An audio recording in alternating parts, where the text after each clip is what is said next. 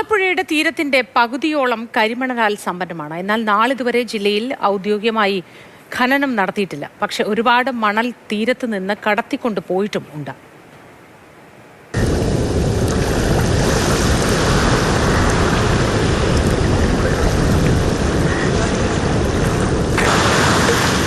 ആലപ്പുഴ ജില്ലയുടെ തെക്കേ അറ്റമായ വലിയഴീക്കൽ മുതൽ വടക്കോട്ട് പുറക്കാട് വരെ 40 കിലോമീറ്ററോളം ദൂരത്തിലാണ് കരിമണലുള്ളത്. വേർതിരിച്ചെടുക്കാൻ പറ്റാത്തത്ര സങ്കീർണമാണ് പ്രശ്നം. തീരം വിട്ടുകൊടുക്കാൻ കേരളത്തിന്റെ സൈന്യം തയ്യാറല്ല. അതുകൊണ്ട് വേർതിരിവില്ലാതെ രാഷ്ട്രീയ പാർട്ടികളെല്ലാം പ്രാദേശികമായി ഖനനത്തെ എതിർക്കുന്നു. കുട്ടനാട്ടിലെ അധിക ജലം കടലിലേക്ക് ഒഴുക്കിക്കളയാൻ വേണ്ടി പതിറ്റാണ്ടുകൾക്ക് മുൻപ് മനുഷ്യർ വെട്ടിയുണ്ടാക്കിയതാണ് തോട്ടപ്പള്ളി സ്പിൽവേ. കുട്ടനാട്ടിലെ വെള്ളപ്പൊക്കത്തിന്റെ ആഘാതം കുറയ്ക്കുന്നത് മാത്രമല്ല, നെൽകൃഷിയെ ഒരു പരിധിവരെ സംരക്ഷിക്കുന്നതും തോട്ടപ്പള്ളി സ്പിൽവേയാണ്. എല്ലാ മഴക്കാലത്തും പൊഴി മുറിച്ച് കടലിലേക്ക് വെള്ളം തുറന്നു വിടുന്നത് പതിവുള്ള കാര്യം മാത്രമായിരുന്നു ആലപ്പുഴക്കാർക്ക്.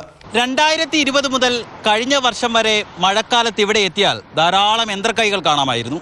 മഹാപ്രളയത്തെ തുടർന്ന് നടത്തിയ ഏതോ പഠനത്തിന്റെ അടിസ്ഥാനത്തിലാണ് പൊഴിയിൽ നിന്ന് 2020 മുതൽ വിപുലമായി മണൽ നീക്കി തുടങ്ങിയത്. തോട്ടപ്പള്ളിയിൽ നിന്ന് 100 കണക്കിന് വലിയ ലോറികൾ കരിമണലുമായി കൊല്ലത്തേക്ക് പാഞ്ഞു. നാട്ടുകാർ സമരം ചെയ്തു. കോൺഗ്രസ് പരസ്യ പിന്തുണ നൽകി.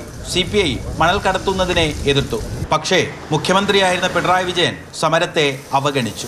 ഇവിടുത്തെ സംഘടനകളുടെ എല്ലാം ആവശ്യം പൊതുമേഖലയിലായാലും സംയുക്ത മേഖലയിലായാലും അതുപോലെ തന്നെ സ്വകാര്യ മേഖലയിലായാലും ഒരു തരത്തിലുള്ള ഖനനവും ആലപ്പുഴ ജില്ലയുടെ തീരദേശത്ത്, പ്രത്യേകിച്ച് ഈ പ്രദേശത്ത് പരിസ്ഥിതി ലോല പ്രദേശമാണ്.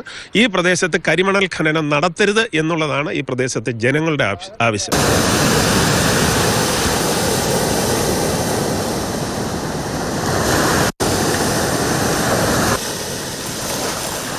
കേരളത്തിനകത്തും പുറത്തുമുള്ള സ്വകാര്യ മേഖലയിലെ കരിമണൽ കമ്പനികൾ ആറാട്ടുപുഴ, തൃക്കുന്നപ്പുഴ പഞ്ചായത്തുകളിൽ വ്യാപകമായി സ്ഥലം വാങ്ങിക്കൂട്ടിയിട്ടുണ്ട്.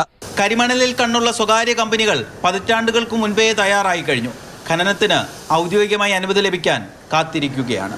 വൈകാരികമായി പ്രതികരിക്കുന്നവരാണ് തീരമേഖലയിലെ ജനങ്ങൾ. സ്വാഭാവികമായിട്ട് തന്നെ ഖനനമുണ്ടായാൽ പ്രതിഷേധമുയരുമെന്ന് ഉറപ്പാണ്. ബോണിയം വർഗീസിനൊപ്പം രഘുനാഥ് നാരായണൻ, മാതൃഭൂമി ന്യൂസ്.